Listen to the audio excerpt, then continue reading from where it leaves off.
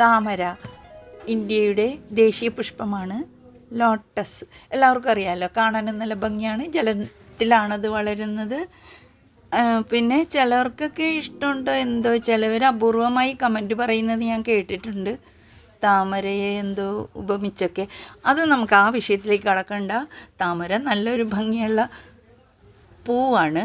അതിൽ തേനീച്ച പൂമ്പൊടി എടുക്കാൻ വരുന്നതാണ് ഈ കാണുന്നത്. അതിൻ്റെ ആ സീസൺ അനുസരിച്ച് പ്രപഞ്ചത്തിൽ ഓരോ ജീവജാലങ്ങളും ഓരോന്നോ ചെയ്യും, ഓരോരോ കാര്യം ചെയ്യും. മനുഷ്യർക്ക് വിവേകബുദ്ധി കൂടുതലാണല്ലോ, അപ്പോൾ അവർ ചെയ്യും. ഇതൊക്കെ എങ്ങനെ സംഭവിച്ചു? ഇൻസെക്ട്സിന് അതിൻ്റെ നമ്മൾ ഓരോന്നിനെ ശ്രദ്ധിച്ചാൽ അതറിയാൻ പറ്റും. അവയ്ക്കും ഒരു പ്രത്യേകതയുണ്ട്. അതുങ്ങളും ജീവിച്ച് വരികയല്ലേ. ഇതെല്ലാം പ്രപഞ്ചത്തിൻ്റെ കലകളാണ്. അറിഞ്ഞിരിക്കുക. ഇതിൻ്റെ പേരെന്താ? നെലംബോ ന്യൂസിഫറ, നെലംബോ നെസ എന്നും വിളിക്കും. ലോട്ടസ്. പിന്നെ ചില ദേവിമാരുടെ എല്ലാം പൂക്കളാണെന്ന് പറയും.